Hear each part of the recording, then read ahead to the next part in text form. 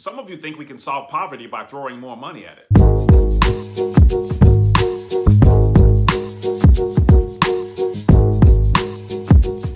Welcome to the Rob Lett Show. I'm your host, Rob Lett. The failed war on poverty.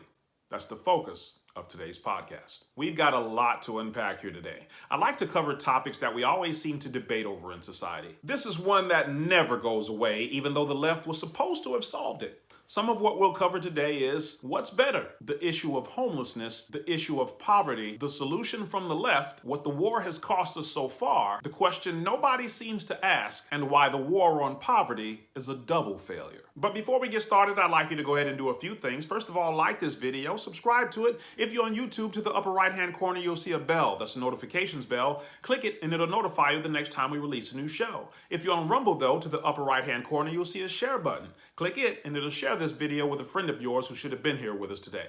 Go ahead and do all of those things that apply right now. You know, I was watching the news the other day and Dan Bongino brought up an excellent point.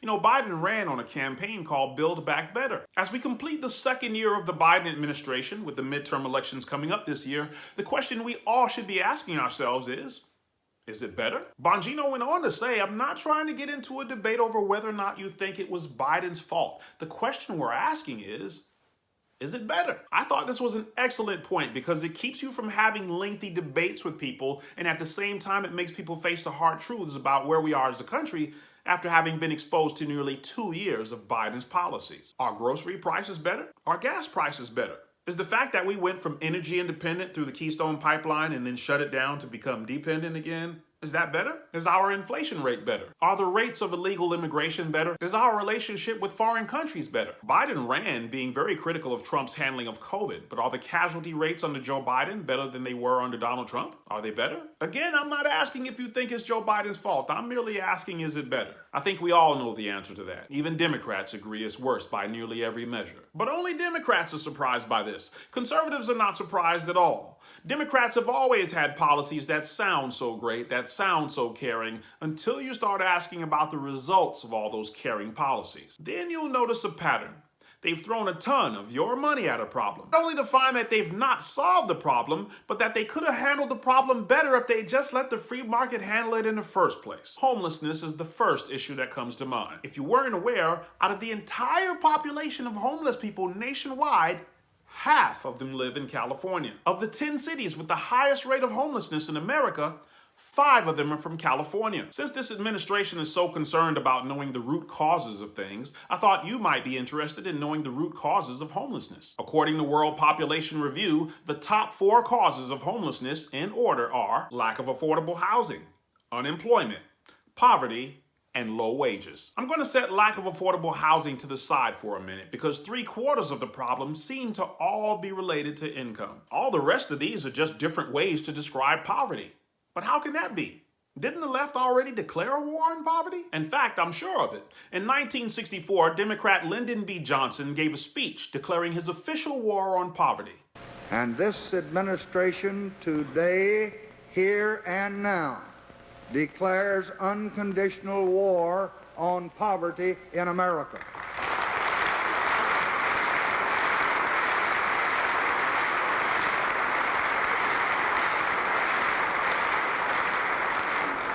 And I urge this Congress and all Americans to join with me in that effort.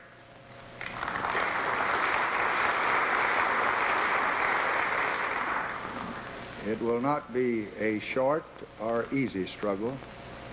No single weapon or strategy will suffice. But we shall not rest until that war is won.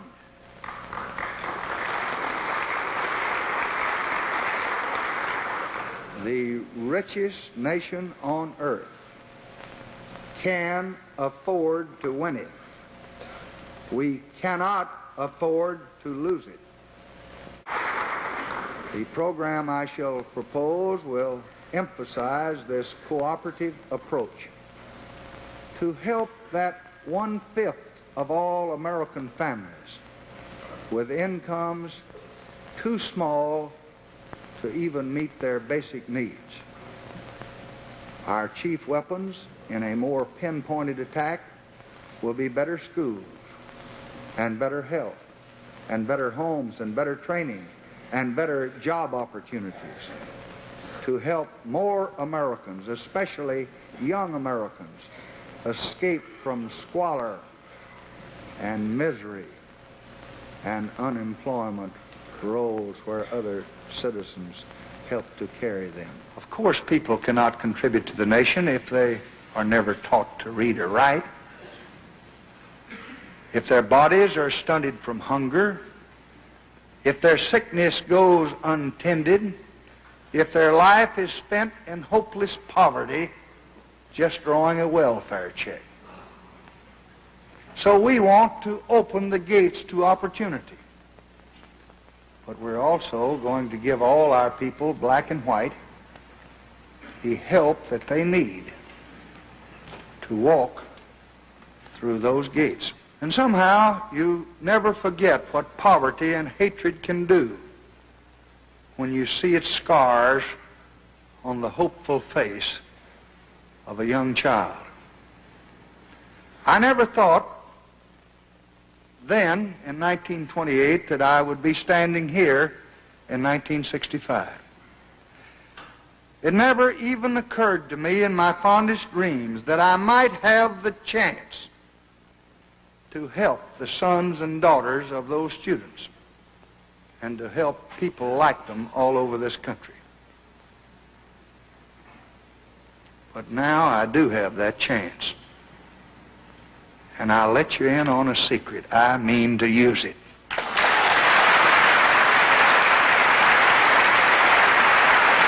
This speech was given in response to a poverty rate of 19% back then. I want you to notice the verbiage Johnson uses in his speech. Better schools and better health and better homes and better training and better job opportunities.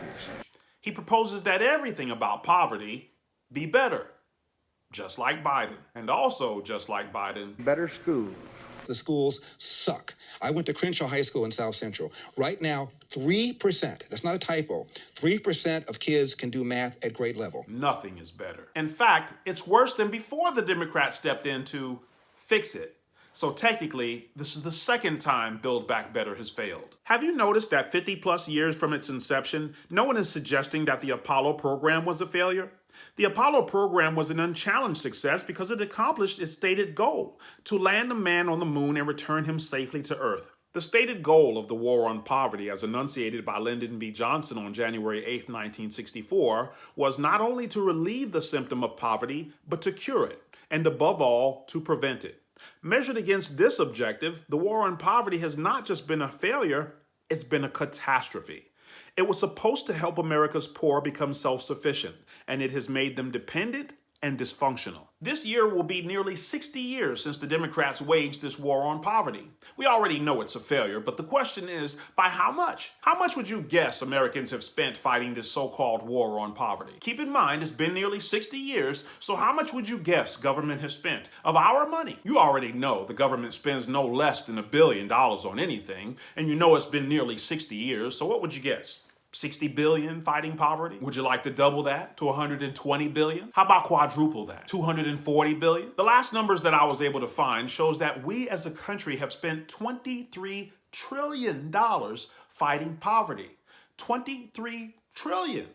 And the most leftist state in our union, California, is leading the way in homelessness and therefore poverty. How can that be? 23 trillion is 3 times the cost of all military wars since the American Revolution. The left's solution to almost everything is to throw more money at it. That's what Lyndon B. Johnson did in the 60s, and it's costing us over 23 trillion, and that's what Joe Biden is doing now, and it's the worst inflation rate in over 40 years. The left refuses to acknowledge that there are other ways of handling an issue besides throwing more money at it. When I was in Canada, believe it or not, I saw signs telling you to not give money to the homeless. I'd never seen signs like that before being from the United States, so I found 2 police officers and I asked them why they do it that way and what happens when you call 211. The officers told me that giving cash to the homeless only makes matters worse and it leads to an increase in crime. You don't say. They said the most effective thing you can do when someone is homeless is to call 211 and help them get assistance from one of the shelters. Conservatives have always been criticized for being cold and uncaring, but Reagan set this rumor straight. We are a humane and generous people, and we accept without reservation our obligation to help the aged, disabled, and those unfortunates who, through no fault of their own, must depend on their fellow man. But we are not going to perpetuate poverty by substituting a permanent dole for a paycheck. There is no humanity or charity in destroying self-reliance, dignity, and self-respect, the very substance of moral fiber. Meaning, of course, conservatives do care. We just don't think $23 trillion entitlement programs are the way to accomplish it. Then what's the solution, you ask? Democrats would say that's the problem with Republicans, is that we complain about Democrat policies and we don't have any policies of our own, right? Not true. Treating people like adults is a policy. The question nobody ever seems to ask is, what were the poverty rates before Lyndon Johnson declared war on them? Do you know? If you follow my channel from the beginning, then you know I mention economist Dr. Thomas Sowell quite frequently. Larry Elder wrote an article for the Baltimore Sun where he addressed this very subject. According to Thomas Sowell's research, Democrats have wasted both time and money trying to close this wealth gap between blacks and whites. Truth be told, the income gap closed faster before the war than after the war. The poverty rate among black families fell from 87% in 1940 to 47% in 1960, during an era of virtually no major civil rights legislation or anti-poverty programs. It dropped another 17 percentage points during the decade of the 1960s and 1 percentage point during the 1970s. But this continuation of the previous trend was neither unprecedented nor something to be arbitrarily attributed to the programs like the War on Poverty. Can we do the math on this really quickly? Let's read that quote again. So in 1940, the poverty rate for black families was 87%, then it dropped to 47% in 1960. Can we pause right here? Keep in mind, in 1960, there was no war on poverty yet. From 87% to 47% represents a 46% decline in poverty during the 20 years prior to the Democrats fixing poverty.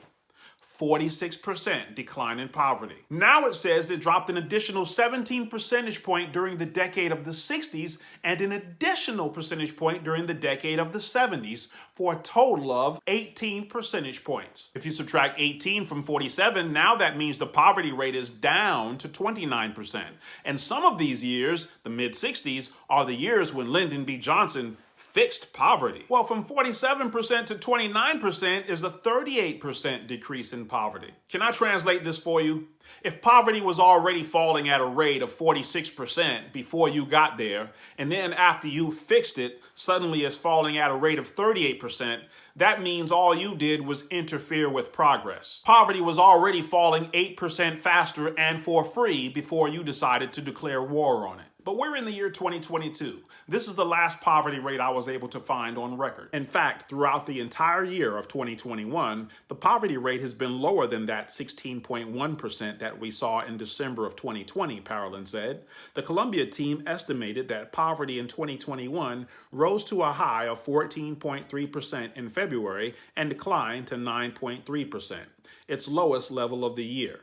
In March, when families received economic impact payments as well as income tax and child tax credits. So according to PBS, the U.S. saw a high poverty rate of 14.3 in February of last year and then saw a decline to 9.3 in March as a result of some government checks being issued to Americans. Can I translate that too? So what we just read means the real poverty rate last year was 14.3%, but the government threw some money at it to make it appear as though the poverty rate was 9.3. The money they threw at us in the first place was our money.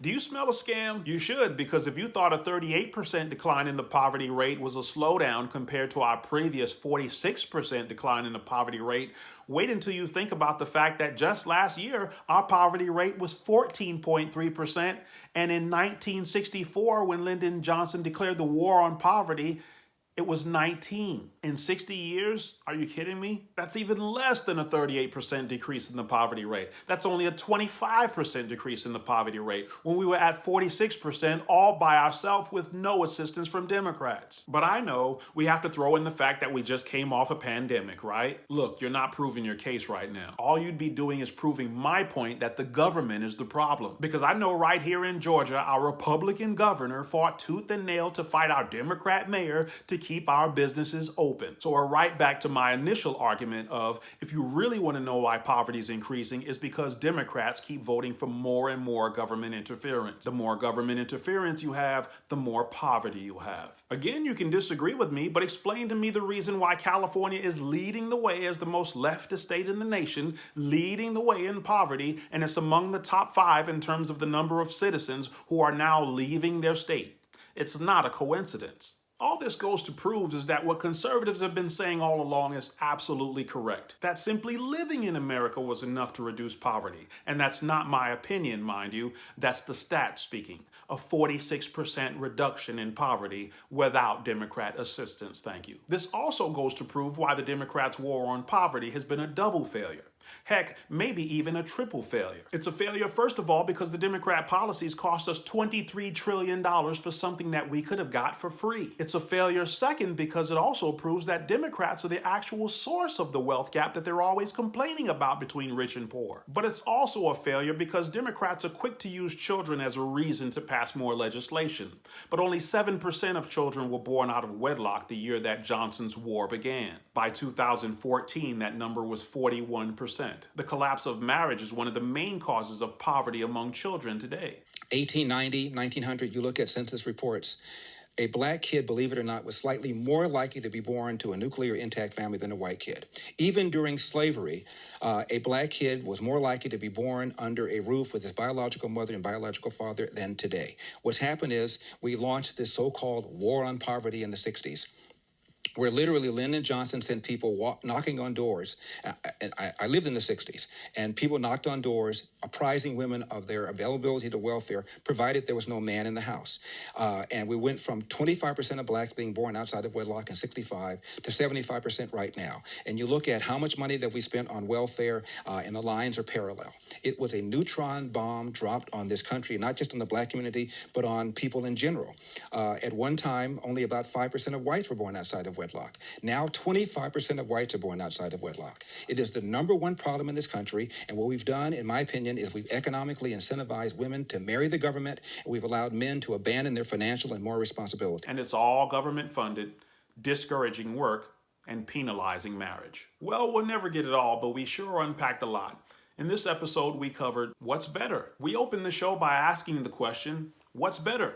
Biden ran on building back better, but on every measure we can name, it's worse. Occasionally I hear a Democrat refer to the record number of jobs created, but honestly, that's no different than what I just said about the war on poverty. If poverty was already at a 46% decline before you came along, and then you come along, spend $23 trillion on it, and now the decline is down to 25%, can you really give yourself credit for the decline in poverty?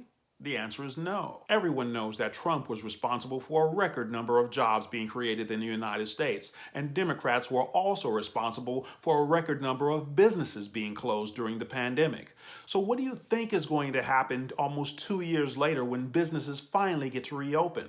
There's going to be an explosion of businesses wanting to open, but not because of anything you've done, but because entrepreneurs have bills to pay. Do you really think you're going to get credit for that? People are anxious to move on with their lives, the lives that you have been trying to deprive them of for 2 years. We discussed the issue of homelessness and the issue of poverty together. We covered them together because they're really linked. We said homelessness in large part stems from poverty, whether it comes in the form of unemployment at the hands of the Democrats' minimum wage laws, or it comes in the form of the disintegration of marriage, which is the leading cause of poverty among children. No matter how you slice it, the government is in the way, and the Democrat Party are the biggest proponents of more government. The solution from the left. We talked about how Johnson's 1964 war on poverty was really just another way to throw more money at a problem. The war on poverty really centered on 4 pieces of legislation: Social Security, food stamps, a Jobs Act, and education. All were supposedly built back better. But you'd be hard-pressed to find anyone today who brags about our Social Security system or the great job that education is doing. The state of California, for instance, has a $14,174 per pupil expenditure,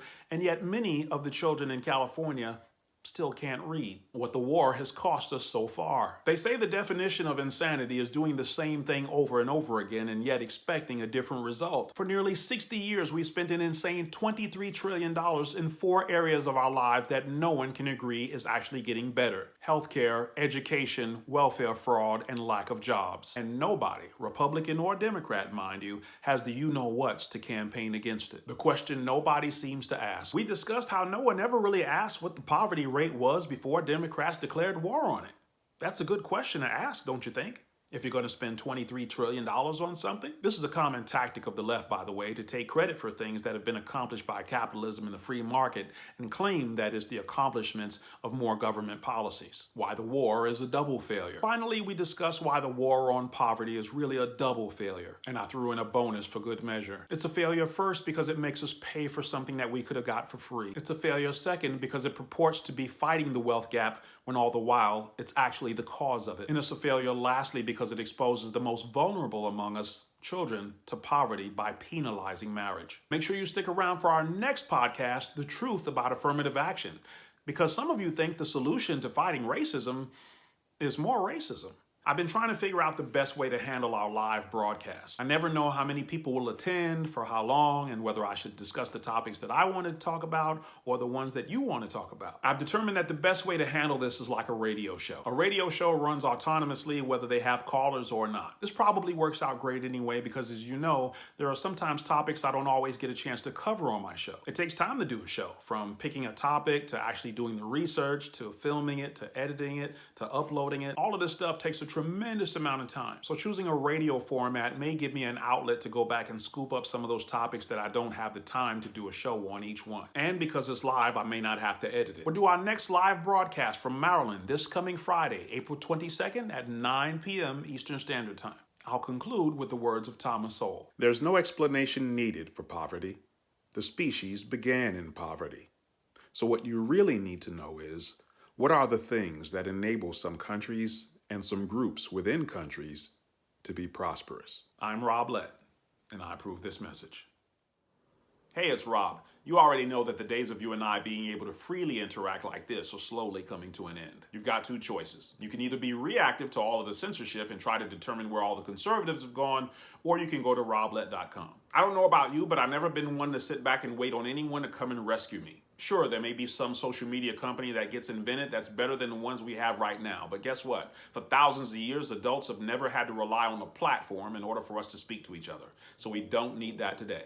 All I need is a direct line of communication to you. Go to roblett.com, and I'll see you on the other side.